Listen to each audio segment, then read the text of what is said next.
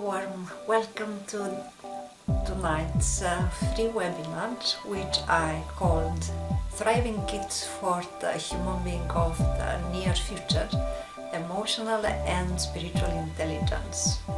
So I will go through these two concepts, also with some practical advice, and I will be very happy if at the end of the webinar you would like to ask some questions. That is a function Q&A that you can use. I am Georgiana Denets. I am the coordinator of the Swedish branch of our yoga schools, and for many years ago I have founded the Shakti groups and the Tantra for Women course. Presently I live in Sweden and I teach here yoga and Tantra. It's a thriving kit for the human being of the near future, emotional and spiritual intelligence. And this is something that we all can develop even more than we already have. So we are all here to evolve. We incarnated on this earth to evolve spiritually, to discover who we really are.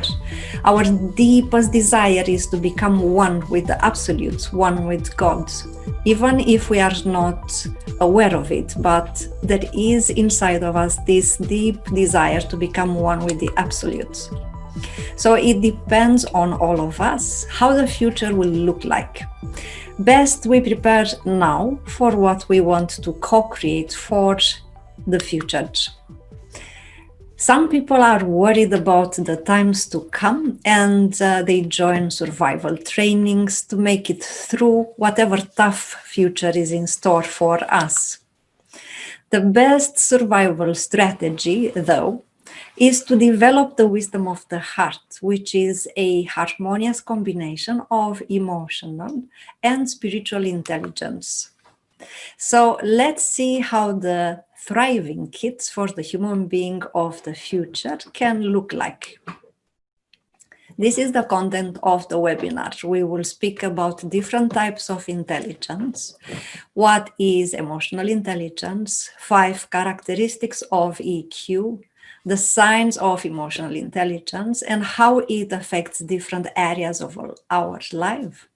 We will also go through 10 signs that you can recognize if you have emotional intelligence, also practical tips how to improve it. And then we will move further to spiritual intelligence, the signs of spiritual intelligence development, and also we will go through 20 signs that show you have started awakening spiritual intelligence. So psychologists state there are several types of intelligence. At the beginning of the 20th century, psychologists discovered how to measure intelligence. So having one's IQ assessed has turned into a real trend back then. Actually, it is still a trend even nowadays. So at that time, intelligence was only considered a mere cognitive function of the human being. Later on, the perspective was enlarged as the speaking ability was also taken into account.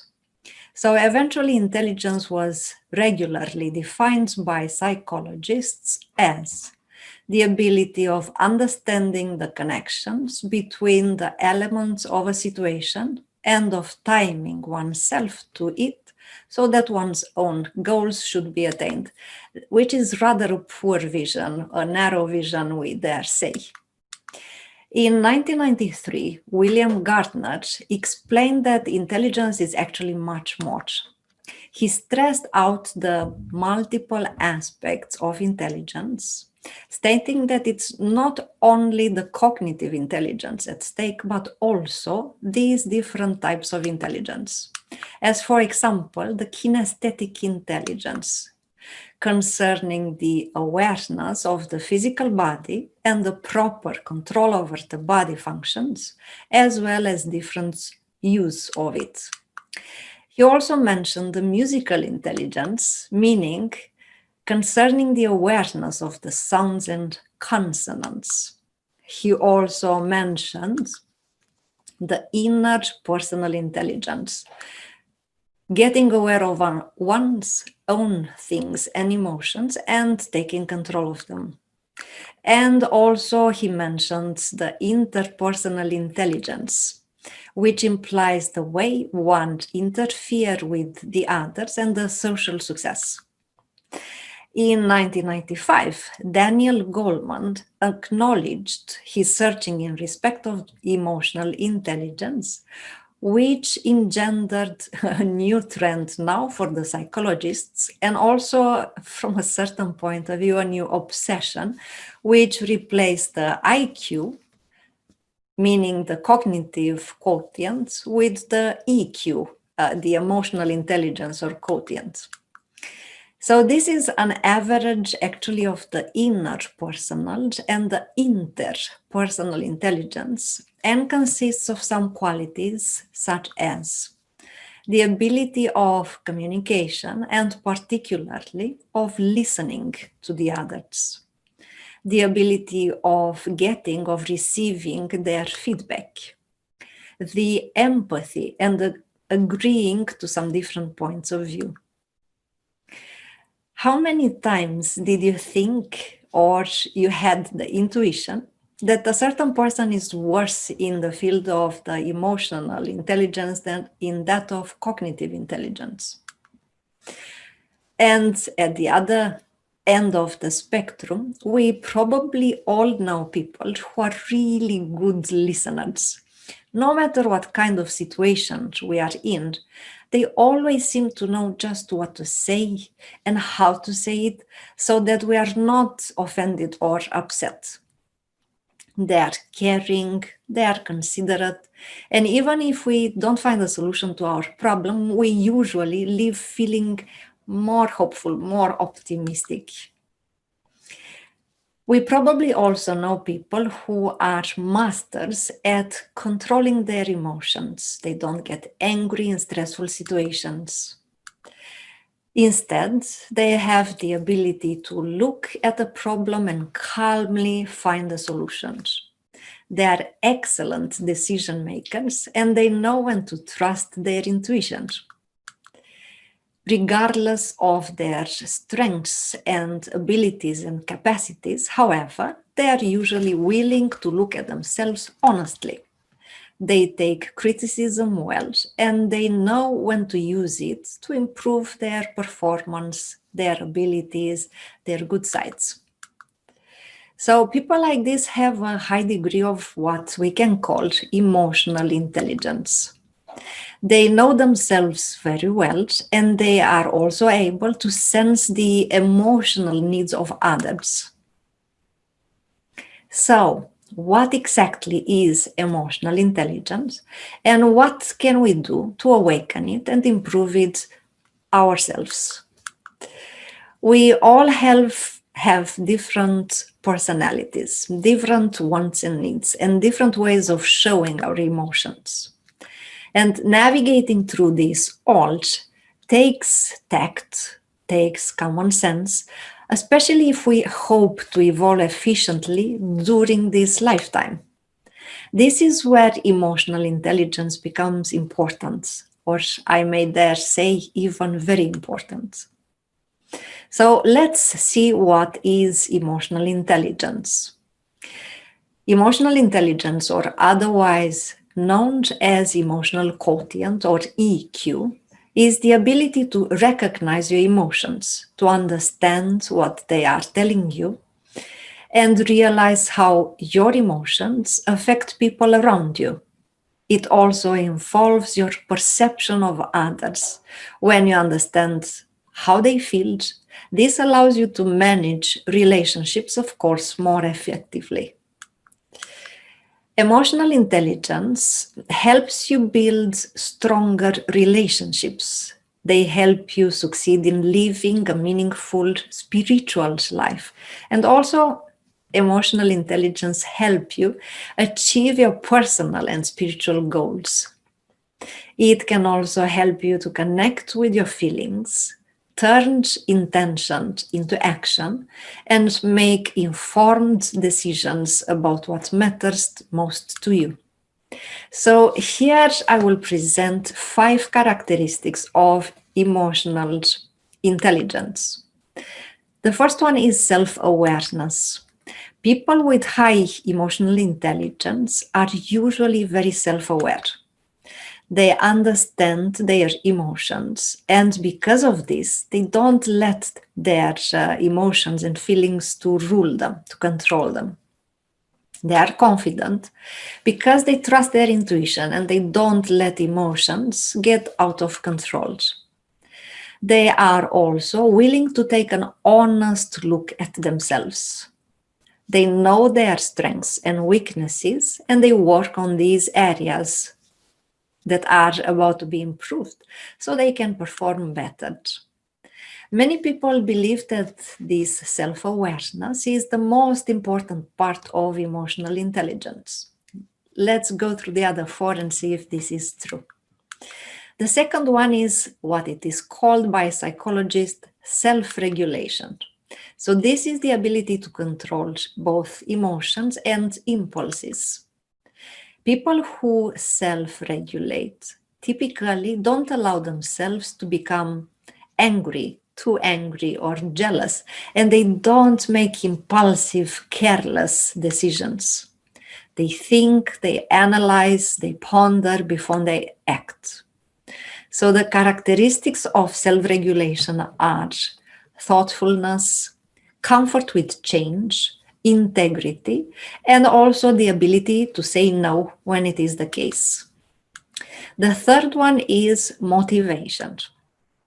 People with a high degree of emotional intelligence are usually also motivated by what it is beneficial, superior, divine. They are willing to defer immediate results for long-term success. They are highly productive, they love a challenge, and they are very effective in whatever they do. The fourth one is empathy. And this is perhaps the second most important element of emotional intelligence, because empathy is the ability to identify with and understand the wants, the needs, and the viewpoints of people around you. People with empathy are good at recognizing the feelings of others, even when those feelings may not be very obvious. So as a result, empathetic people are usually excellent at managing relationships, listening and relating to others. They avoid stereotyping, for example, putting everybody in one mold, in one matrix, in one standard description. They avoid making suppositions and judging too quickly, and they live their lives in a very open, honest way. And the fifth characteristic of emotional intelligence is social skills. It's usually easy to talk to and like people with good social skills, which is another sign of a high emotional intelligence. Those with strong social skills are typically team players. Rather than focusing on their own success first, they help others develop and shine. They can manage very well disputes, contradictions, conflicts. They are excellent communicators and are masters at building and maintaining relationships. So, what are the signs of emotional intelligence? Let's see first people who have a low IQ. They will often feel misunderstood. They get upset easily. They will become overwhelmed by emotions and will not be able to control their own emotions. And they also have problems being assertive. And now let's see people with high emotional intelligence. They understand the links between their emotions and how they behave. They remain calm, composed during stressful situations. They are able to influence others towards a common, beneficial, superior goal. And they also have the ability to handle difficult people with tact and diplomacy. When we speak about emotional intelligence, of course, when we have it or when we lack it, it will affect different areas of our life. So let's see how emotional intelligence affects different parts of our life. It will affect our performance at work or in schools, because a high emotional intelligence can help us navigate the social complexities of the schools or the workplace. They will lead and motivate others and will help also us excel in our work.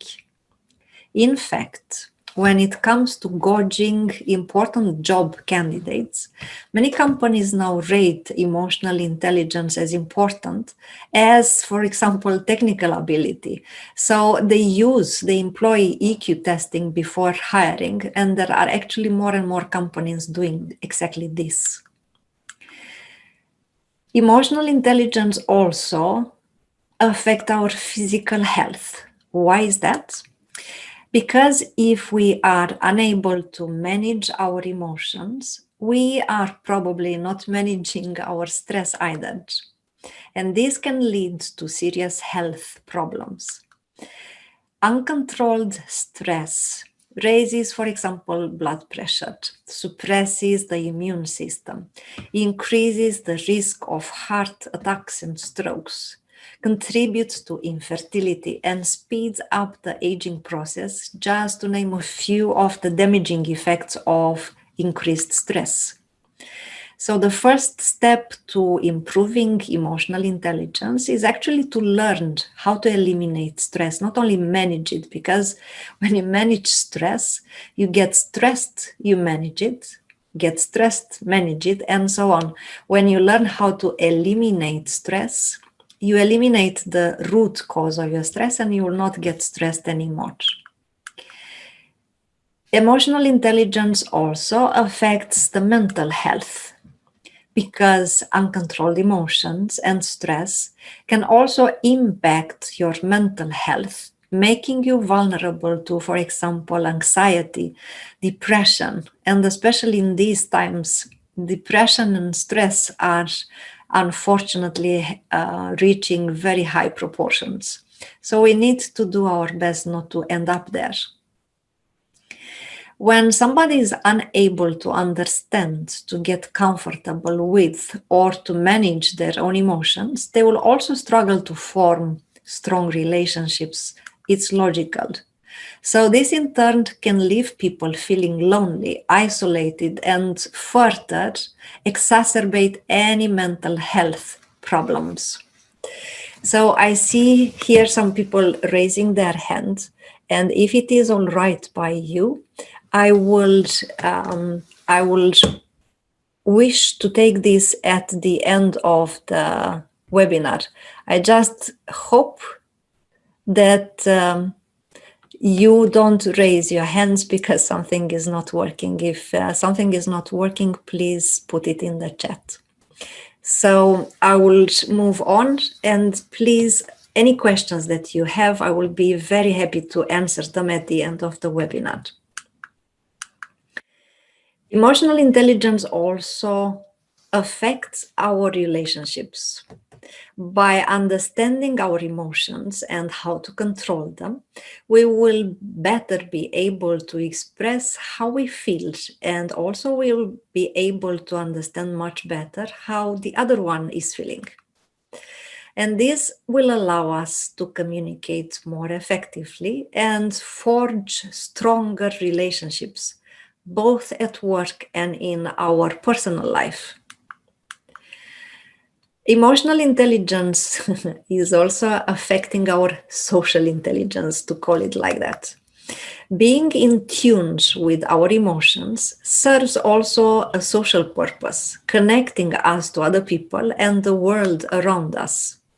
So social intelligence enables us to recognize friend from foe, measure another person's interest in us, reduce stress, balance our nervous system through social communication, and also feel loved and happy. So we can conclude a little bit that people with high emotional intelligence are usually successful in most things they do. Why? Because they are the ones that others want in their team, isn't it? I'm sure that while I'm speaking, you can make some connections and think of some people that you know and understand, make the connection and understand that this is working like that. So people who are having a high emotional intelligence usually are very pleasant. People have very easy communication with them. They usually never end up in conflicts, and therefore you want them in your team. So when people with high emotional intelligence, for example, send a message, it gets answered. When they need help, they get it because they make others feel good. They go through life much more easily than people, for example, who are easily getting angered or upset.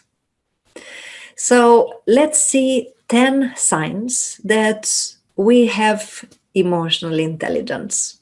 If you're not sure that you fit into the optimal parameters of emotional intelligence, here come some signs that can give you clues on this aspect. You are curious about people you do not know. Do you always like to know other people, and do you want to ask them many questions as soon as you first meet them? If yes, then empathy is not a foreign concept for you. And this is one of the essential elements of emotional intelligence. People with a high level of empathy, connected to the needs and the feelings of the other ones, are acting accordingly. They have one thing in common. They are always curious to find out about the people they know. And this curiosity can also be used to cultivate empathy. You are an innate leader. Exceptional leaders generally have talent, strong motivation, and high intelligence, high cognitive intelligence, and also a high level of emotional intelligence. These are the leaders that everyone seems to like, those who know what and how to ask their team colleagues and how to create an effective collaboration environment that everybody feels appreciated, nobody feels taken used of, and they feel that they are put into value, that they are understood, supported, and appreciated. Another sign of emotional intelligence, you know well both your strengths but also your weaknesses. An essential part of self-consciousness is always to be honest with yourself, both in terms of strengths but also in terms of weaknesses. Because when you accept them, you will be able to overcome them more easily. I'm referring to weaknesses, but also this honesty actually is our salvation. It helps us evolve in a much quicker pace because we see clearly, we recognize it, we accept it, what we need to improve, what we need to remove if we have still some tendencies which are not good. We understand what mistakes we made, and then we do something to correct them so that we can move on, transform, evolve. And in addition, once you know with certainty which areas you excel in, you can go in the desired directions with confidence because you know you can rely on your inner strengths much better. Another sign is that you know how to be very attentive, and this is also a cue for people who have a high emotional intelligence. Do you feel that any sound, any person passing in front of you, or any thoughts passing through your mind can easily distract you from what you do? It means that you have to work on the so-called concentration of your attention chapter, Another essential part of emotional intelligence, the ability to resist the elements that distract you and to focus on the essential things you have to do, is a very important asset. So people having a high emotional intelligence, they don't get distracted so easily. They have this sharp power of concentration, and they have very easily the ability to maintain it as long as it is necessary. Another sign of emotional intelligence. When you get angry, you know exactly why. So people feel that are going through the ups and downs of emotional states over a day, and often feel that they don't even know why they are nervous or angry or simply sad. One aspect that is worth considering in terms of emotional intelligence is precisely this: to always recognize your states and to assign them a precise cause. So, of course, everything that you learned in yoga is very helpful in this regard. Self awareness, if you remember, was the first characteristic of emotional intelligence. Paying attention to yourself, noticing what is going on inside of you, what type of thoughts you have, what type of emotions you have, and then ask the question, why? Why do I feel this? What is the cause of it? And in this manner, this is only one practical tip that you can put into practice. In this manner, you will be much more equipped to deal with emotional storms. We are human beings, we will have them sooner or later. And the problem is not that we have an emotional storm. The problem, or the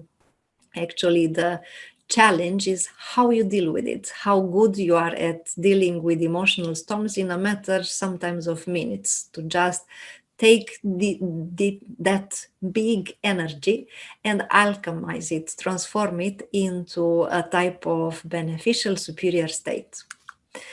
Emotional intelligent people take a step back and seem to look at themselves from a distance, lucidly. They analyze their own reactions and emotions, and they also have the ability to control them. Another sign of emotional intelligence is that you get along with almost everyone. If you manage to understand even the most difficult people, for example, at work or in your team, then you are certainly emotionally intelligent, because this fact, unless it's just a singular case, shows that you can identify everyone's so-called soft points and find their appropriate wavelength, so that, so to say, you can speak their language, you can make yourself understood because you understand them very well. Another sign is that you can read the facial expressions of people. So if you manage to feel what people around you feel, it means you have an extra point of emotional intelligence. Another sign of emotional intelligence is that as soon as you fall, you get up as if nothing had happened. And when I say this, it doesn't mean that you get up as if nothing had happened without learning the lesson. It doesn't mean that. You have often heard that you always have to look at the full side of the glass. Experts in emotional intelligence offer a little bit another perspective. They say that emotionally intelligent people manage in most cases to stand alone on their own feet as soon as they are hindered by the hardships of life. And because we are on a spiritual path, we will get hardships and hinders in our life because they are our spiritual tests. Even if we are not on a spiritual path right now, life is testing us, because life is about evolution, spiritual evolution, self-development. So in order to prove that we learned life lessons and that now we can move on a higher level. We will have to go to different spiritual tests, to different hardships in life, so that we can prove that now we have the necessary qualities to deal with that, to manage that, and to move on in a very harmonious manner. So emotionally intelligent people, they analyze the situation, remove the mistakes, and go on without repeating the mistakes. It's human to make mistakes. It's divine to understand them and move on. So in this manner, they will do this until they will succeed. Another sign of emotional intelligence is that you trust also your instinct. An emotionally intelligent person always feels comfortable when making decisions, following his or her own instincts, because she trusts herself. Because such a person has self-control, self-awareness, she will not risk making hasty decisions, being influenced by emotions. This doesn't mean that you become cold, that you become stone-hearted. It simply means that you can be aware of your emotions, and when they are out of your control, a little bit unbalanced, you will not allow them to push you into making a decision in a hasty manner. And the last sign, the 10th sign of you having emotional intelligence, is that you know when to say no. Self-control and knowledge of one's own limits will exceptionally allow emotionally intelligent people to accept to do things that are maybe beyond their power. Although they are well equipped to put up with tensed situations, as I already mentioned, and also with fatigue, these people will not exaggerate in any field in order not to become unbalanced from any point of view. So this is also a very good sign that you have emotional intelligence if you know when to say no. So now let's see how we can improve our emotional intelligence. Because the good news is that emotional intelligence can be learned and developed, as well as working on your skills in the 5 characteristics of emotional intelligence that we went through. You can also use these practical strategies. Observe how you react to people. Do you rush to judgment before you know all the facts in regards to a certain person and situation? Do you stereotype?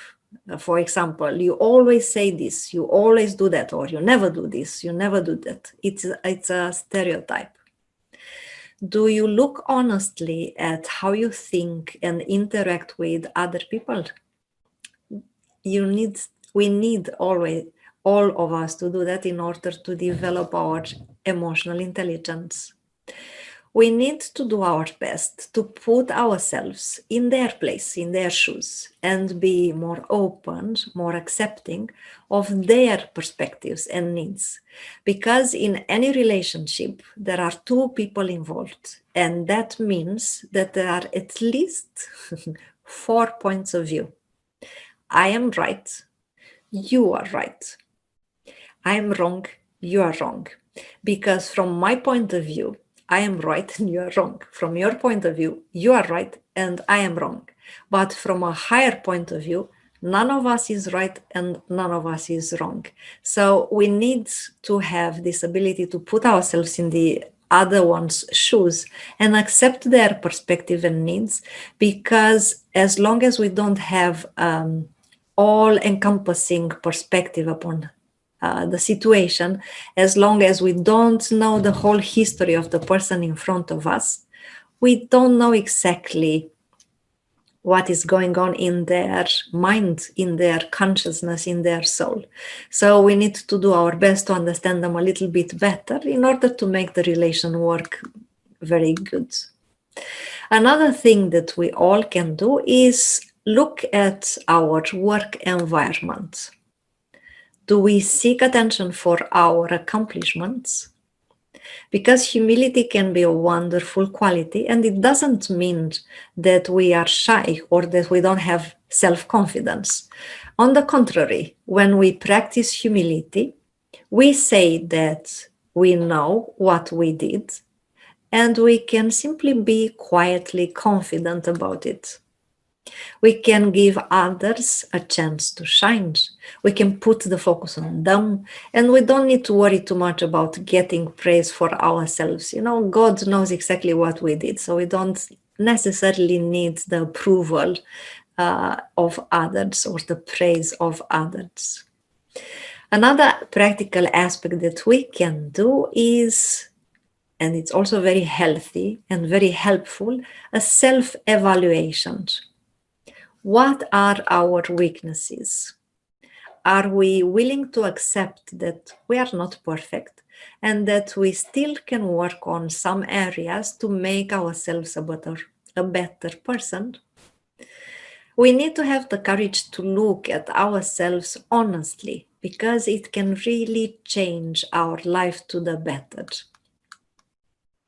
Another aspect that we can employ practically is to examine how we react to stressful situations. Do we become upset every time there's a delay, for example, or something doesn't happen the way we want? Do we blame others? Do we become angry at them even when simply it's not their fault? The ability to stay calm and in control in difficult situations is highly valued, both in the personal world, but also in the spiritual world. Because when we keep our emotions under control, it is very helpful when things go wrong. Another aspect that we can practice is simply take responsibilities for our actions. For example, if we hurt somebody's feelings, we need to apologize directly and don't ignore what we did or avoid the person. Even if the person that we apologize to doesn't want to forgive us, doesn't matter. We take responsibility for our actions, we apologize right away, and we make sure that either we fix the mistake or we don't repeat it. People are usually more willing to forgive and forget if we really make an honest attempt to make things right. Another practical aspect that we can do is examine how our actions will affect others before we take those actions, before we do them. So if our decision will impact others, we put ourselves first in their place and just think a little bit how this will affect them, what our action will do to them. How will they feel if we do this? Would you want that experience? So if you are honest and make this scenario not for a very long time, then it's also necessary to ask, would you want that experience? If somebody will do that to you, would you like it? Would you want to have it? So if you must take the action, how can you help others deal with the effects? If you ask these questions before you act, you will avoid a lot of suffering, and also you will avoid potential mistakes. Another aspect that we can do in order to develop, improve, awaken our emotional intelligence is recognize our emotions and name them. What emotions do you feel right now? Can you name them? When in a stressful situation, what emotions typically arise? How would you like to respond in those situations? Can you stop to pause and reconsider your response? Taking a moment to name your feelings and temper your reactivity is an integral step towards emotional intelligence. And this is also avoiding a lot of stress, a lot of potential conflicts, a lot of inner conflicts and suffering. Another practical aspect is ask for feedback. Simply, as simple as that. So audit your self-perception by asking friends, colleagues, peers, family, how they would rate your emotional intelligence. And for example, ask them about how you respond to difficult situations, how adaptable or empathetic they think you are, and how well you handle conflict. Because, of course, we think we know to a certain degree the answer to all these questions, but sometimes it's very healthy to ask feedback from somebody who knows us well. So there is no point in asking somebody who doesn't know us very well. So this is why I said ask some good friends, some colleagues that you worked for a long time and they know you well. So ask these questions from people who know you well. It may not always be what we want to hear, but it will often be what we need to hear. So asking for feedback is also a very healthy action we can take in order to transform to the better, to evolve. Self-management is another aspect which is necessary if we want to develop our emotional intelligence.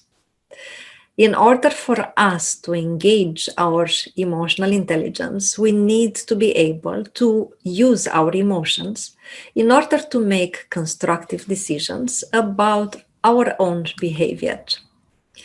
When we become overly stressed, of course, it's human, we can lose control of our own emotions and also the ability to act thoughtfully, appropriately, maybe with common sense and caring. So when somebody becomes overly stressed, their ability to both think clearly and accurately assess emotions, both their own and other people, of course, it will become compromised. We all know that from our own experience. Emotions are important pieces of information that tell us about ourselves, but also about others. And in the face of stress that takes us out of our comfort zone, we can become overwhelmed and temporarily lose control of ourselves.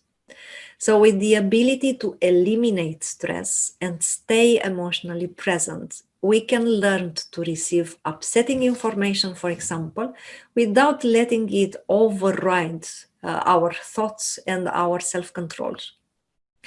We will be able to make choices that allow us to control impulsive feelings and behaviors.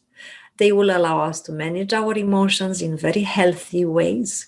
They will allow us to take initiative, follow through on our commitments, and also adapt to changing circumstances. Self-awareness is another aspect that we can improve in order to develop our emotional intelligence. Managing, but much better eliminating stress is just the first step to building emotional intelligence. The science of attachment indicates that our current emotional experience is likely a reflection of our early life experience. For example, our ability to manage core feelings such as anger, sadness, fear, and joy often depends on the quality and consistency of our early life emotional experiences. If our primary caretakers, our parents or grandparents, depending on who raised us as an infant, understood and valued our emotions, it's likely that our emotions now have become valuable assets in our adult life. But if our emotional experiences as an infant were confusing, threatening, or painful, it's likely that we've tried to distance ourselves from our emotions. But being able to connect to our emotions, having a moment-to-moment connection with our changing emotional experience is the key to understand how emotion influences both our thoughts and also our actions. Do you experience feelings that flow, encountering one emotion after another as you experiences change from moment to moment? Are your emotions accompanied by physical sensations that you experience in places like your stomach, your throat, your chest? Do you experience individual feelings and emotions such as anger, sadness, fear, joy, each of which is evident in subtle facial expressions? Can you experience intense feelings that are strong enough to capture both your attention and that of others? Do you pay attention to your emotions? Do they factor in your decision making? If any of these experiences are unfamiliar, you may have turned down or turned off your emotions. So in order to build emotional intelligence and become emotionally healthy, we need to reconnect to our core emotions, accept them, and simply become comfortable with them.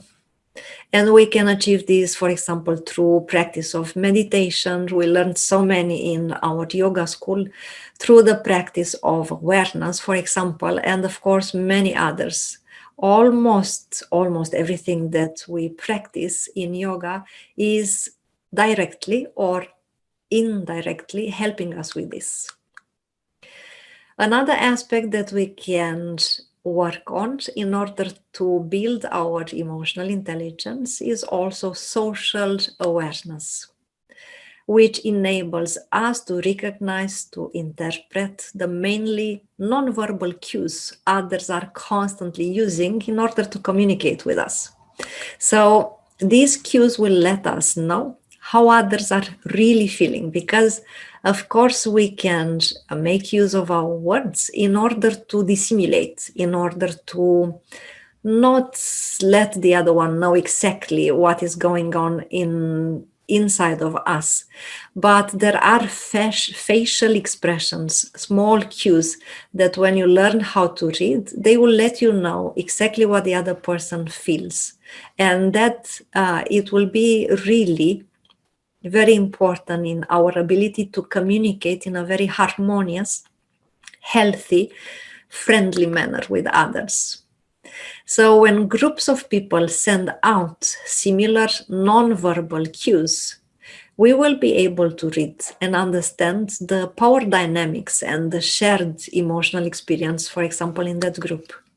In short, we will be empathetic and also socially comfortable. We will not be able to pick up on subtle non-verbal cues when we are in our own heads, thinking about other things, or simply obsessed with the mobile phone, the obsessive mobile phone. Social awareness requires our presence in the moment. While many of us pride ourselves on the ability to multitask, this means that we will miss the subtle emotional shifts taking place in other people that help us fully understand them. So it's much better to pay attention to them to 100%. And in this manner, we will not miss any nonverbal cues going on.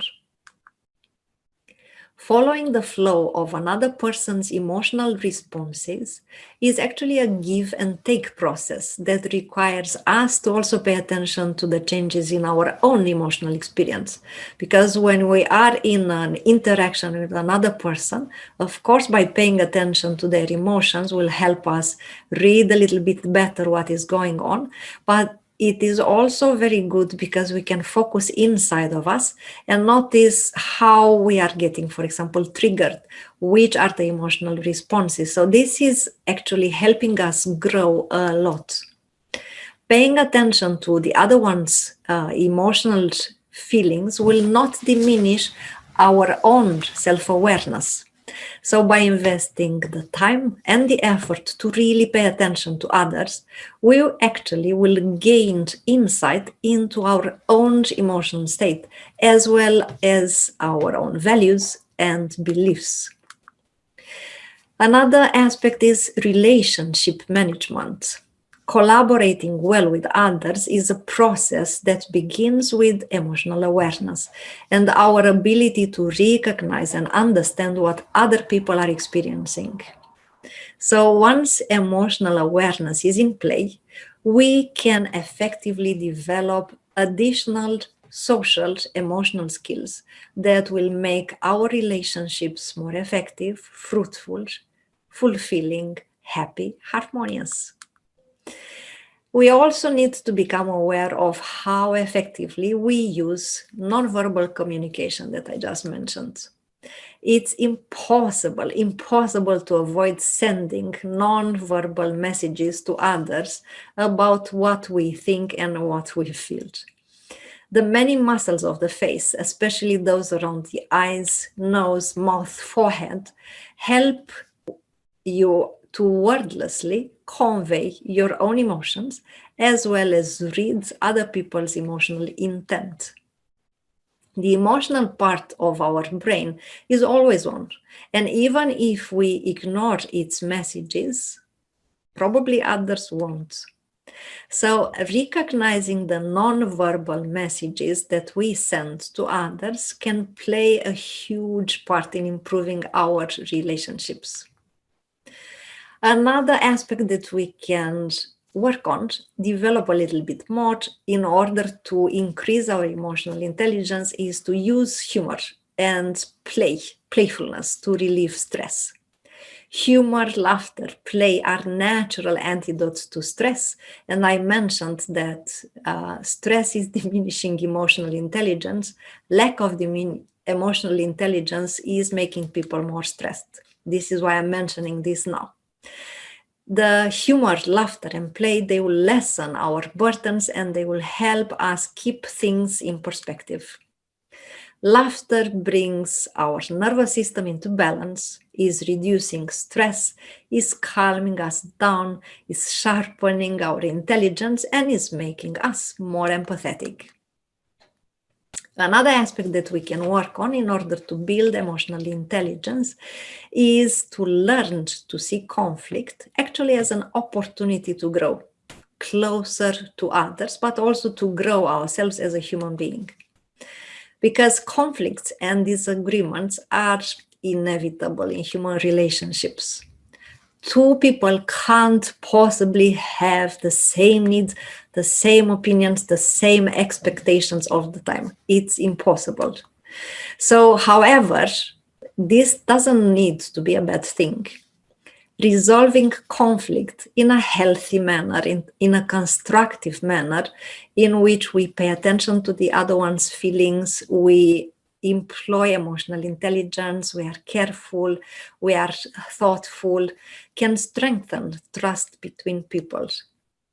When conflict is not perceived as threatening or punishing, it actually fosters freedom, creativity, safety in relationships.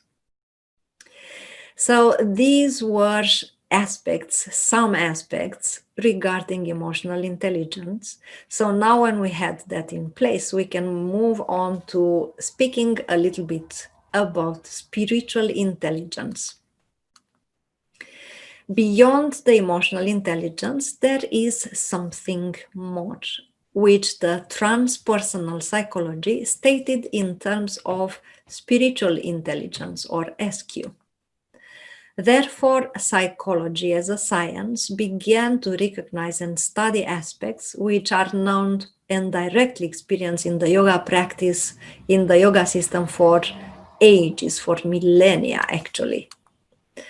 The spiritual intelligence, as psychologists stated, is highly connected to a deep necessity of the human being that must be put across, namely, the need to see that everything makes sense. Carrying this out is the very guarantee for psychic health. These days, most of the people do know their intelligent quotient, the well-known IQ. There is a specific IQ required test when applying for specific jobs. We shall be presently able also to assess our spiritual quotients, our spiritual intelligence, which is supposed to point out the spiritual qualities we need to enhance. Francis Wunsch, a doctor in psychology and 30 years experienced psychotherapist, former president of the American Association for Transpersonal Psychology, said, "As a psychotherapist, my conviction is that the spiritual intelligence opens the heart, lightens the mind, and inspires the soul, as it connects the individual psyche to the very basic ground of the being. The spiritual intelligence can be developed by practice and may help someone differ reality from illusion." So notice reality from illusion. It is expressed in any culture as love, wisdom, and devotion to the others. So, spiritual intelligence is also referred to in the following terms.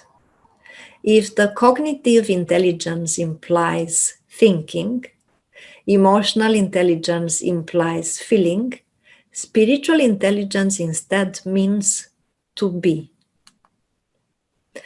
So here are some signs of the spiritual intelligence development. The concept of spiritual intelligence as defined in transpersonal psychology is quite close to the one we give to spiritual maturity. The spiritual maturity as an expression of the spiritual intelligence includes a certain emotional and moral maturity and an ethic behavior. The spiritual maturity means wisdom and compassionate action. The spiritual maturity implies wisdom and compassion showed to the others no matter their belief, sex, ethnic origin, age, as a sign of respect for any form of life. It also requires a sense of introspection and understanding due to the wish of knowing the illusion and the ephemeral, grasping the issues of the existential freedom and also death. This means getting the inner life connected to the outer life, to the actions and the services to the others. Getting aware of oneself is a basic aspect in developing spiritual maturity. There is currently no generally accepted definition for the spiritual intelligence. However, Francis Wunsch succeeded to shape a few aspects that should be taken into account in these respects. So now I will present you 20 signs of spiritual intelligence. In short, here they are. Intuition, spiritual intuition.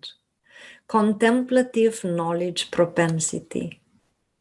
The ability of considering facts from several perspectives. Refinement of perceptions. Thinking of freedom. Reconsidering one's own beliefs and conception upon reality. Because you will notice the more we evolve, the more we transform, the more our beliefs and conception upon reality transforms as well. We will have a higher perspective. Spiritual pursuit and practice. We cannot really speak of spiritual intelligence and have zero spiritual practice. It is more or less impossible. Discrimination between what is true and what it is false, between what it is good and what it is bad.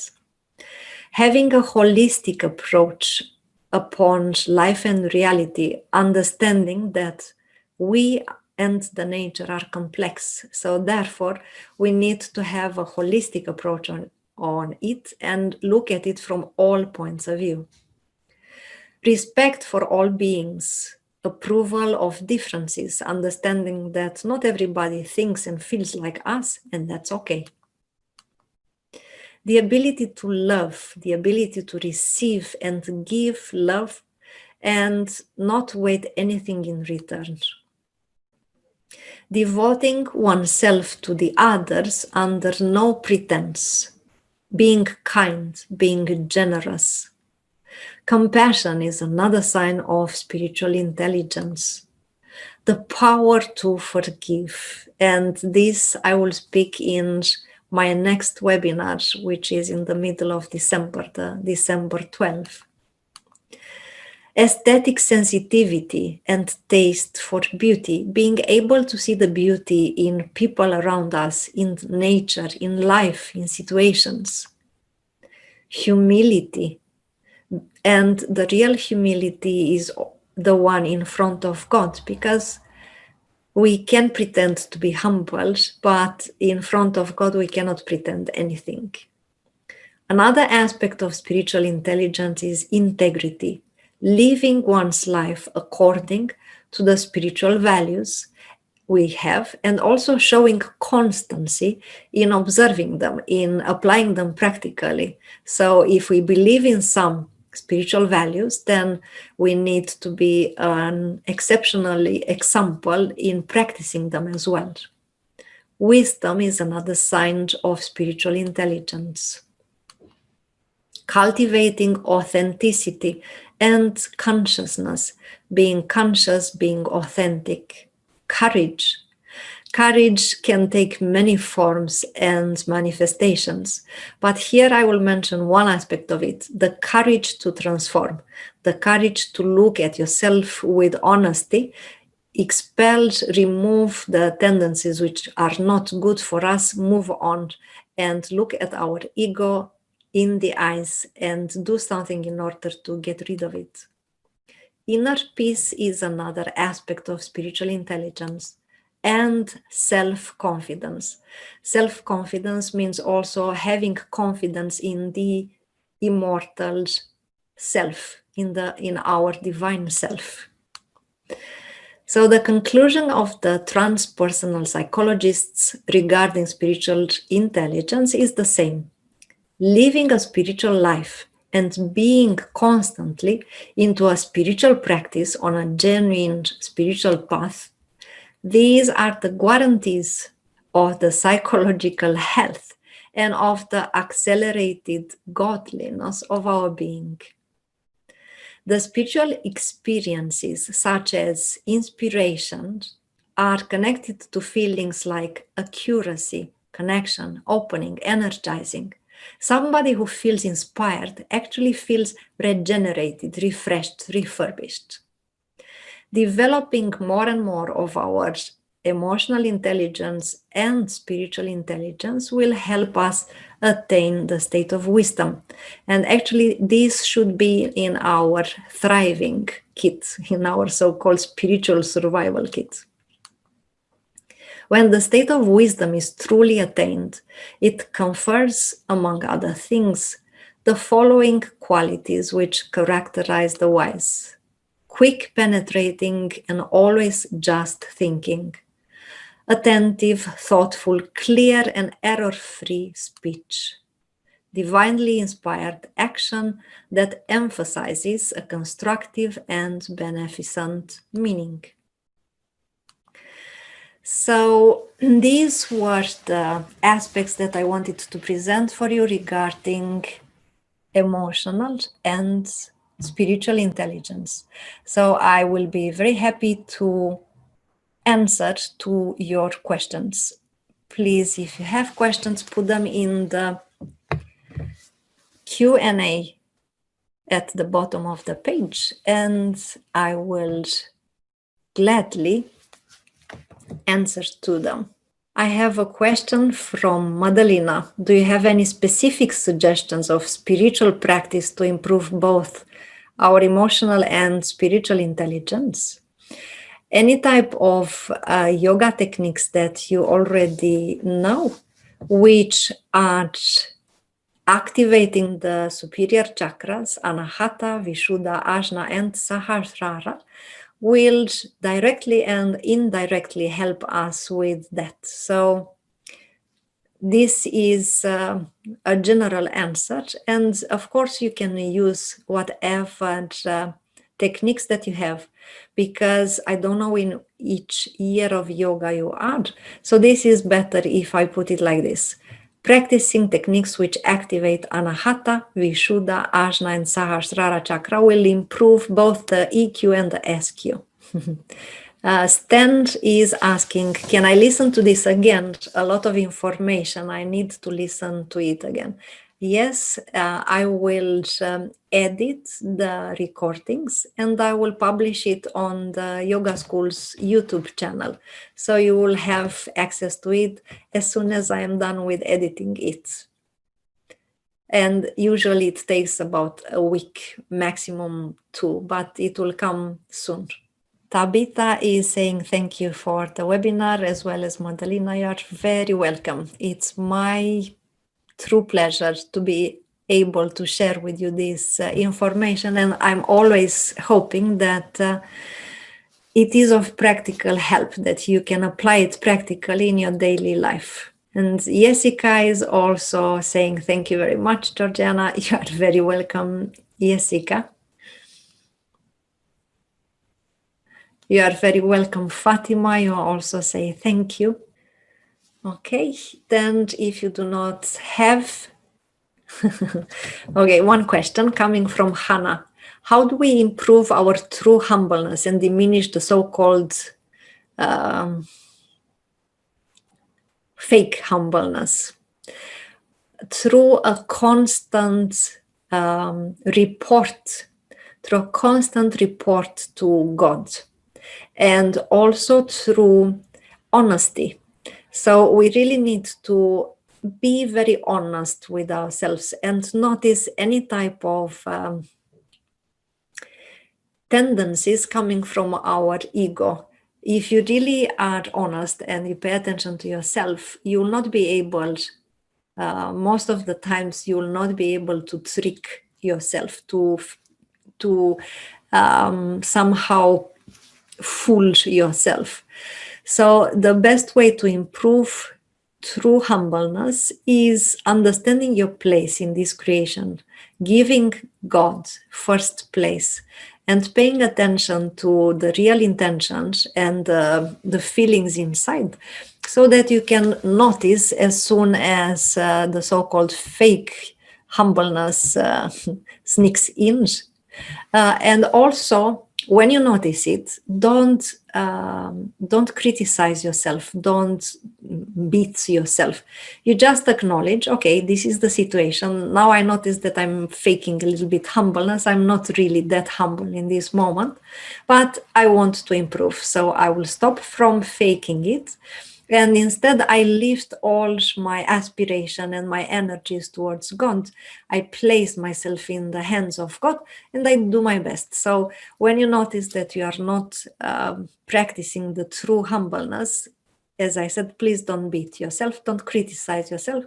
You notice, you fix, so to say, this mistake, and you move on. And another question from Tabitha: how to work with unpleasant emotions in the moment, not to judge ourselves and not to suppress it. This is a little bit of a long journey, because when you have unpleasant emotions in the moment, one of the things that I recommend, and also I do, when I notice that something that I don't want to have in my inner universe, I simply stop right away. And I ask myself the question, do I want to have this resonance? Because we know, we spoke in yoga many times about the occult law of resonance, that everything that is going on inside of us is placing ourselves into resonance with infinite and some finite reservoirs of energy of the same sort. So when you notice that you have an unpleasant emotion, stop, ask yourself, do I want to maintain this resonance? Of course, the healthy answer will be no. And then you can, it's just a suggestion, you can say like this: I refuse absolutely and completely to continue experiencing this emotion. We need to understand that we are not our emotions. The emotions that we perceive are energies coming inside of our system. And because of unattentiveness or something else, we identified ourselves with them. They are in the system, nevertheless. But in the moment that you say, I refuse totally and completely, absolutely to continue with this resonance, you stop it. So what you need to do then is the remaining of that emotion. You need to do something to somehow sublimate it, transform it into a positive, a beneficial emotion.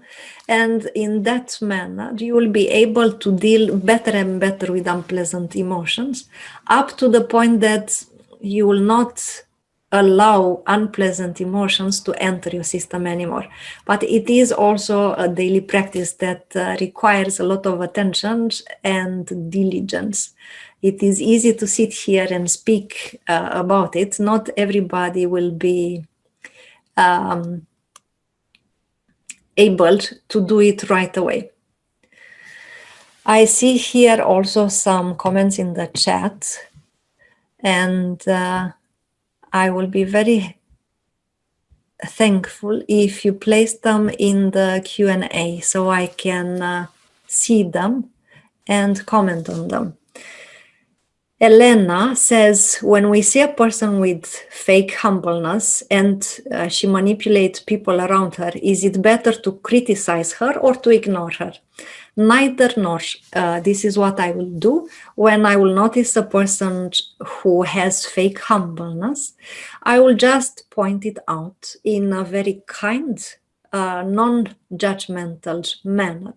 And if I will notice that that person continues with the fake humbleness on and on and on, then maybe I don't know the type of relationship. I don't know which person you have in mind or what type of a person you have in mind. But after a while, if I point it out, so I don't make myself an accomplice. Elena also says here, if we remain around this person with the fake humbleness, we will be in complicity with her behavior if we don't remark her disturbing behavior. Yes, so point it out and also see after a while if the person will do something in order to get rid of that tendency. And maybe it will be required from you to point it out several times. But after a while, if the not so harmonious behavior continues, then it is better not to be around that person because as you mentioned yourself, you will become an accomplice. So the moment you become aware of it, you take a stand in a very kind, non-judgmental manner. You can even put it like this: from my perspective, I noticed that your behavior is, and then you mention without any insulting commentaries. You just point out a fact. And then you also mention that it is from your perspective. From you, things look like this. And then in this manner, you will not somehow say that you have the ultimate absolute truth. It's from your perspective, you notice that. And you will see if the person will transform to the better, will improve or not. If not, then you don't need to be around that person so much anymore. Any other questions? You're very welcome, Elena. Jessica is asking, how can I say to one person that I don't want these frequencies without being rude? Or say to someone that I don't want to listen to her, him? it's important to him, but have a low frequency. Exactly like that. I will say, I will put it a little bit like this. When you don't want to be around a person because of the low frequencies, you can do like this. It's just a suggestion. When I am interacting with you right now, when you say these things, I feel, and then you name what you feel. I feel discomfort, or I feel dragged down. So you don't point finger. In that manner, you are not rude. You point out a fact. When you say these things, I feel like this. And then you share what you feel. And you will see, I am not able in this moment to manage this energy. So please excuse me, I will go away. So you are not rude, you are not criticizing, you are not pointing the finger, you are simply sharing how you feel. And in that manner, you will also maybe help the other person understand what are the consequences of their words or of their actions or of their energy, so to say. So you simply say, when you say this, I feel that. And right now, I don't have the ability to manage this energy, so please excuse me, I will go away. And this is one way of dealing with such a situation. I hope that helps you, Jessica. All right, then I thank you very much for taking your time a Saturday evening to listen to this webinar. I really hope that the information that I presented for you is helpful and that you can apply it in your daily life in order to make your life better. And until next time, I wish you all the best and hope to see you December 12th when I will go through some very practical information about the healing power of forgiveness, and I will present for you also some practical techniques to do in order to awaken our ability to forgive and attain an unshakable state of inner peace. Until next time, I wish you all the best. Bye. Subscribe and get access to all the training videos, those already published and the ones on their way. I wish you a wonderful day.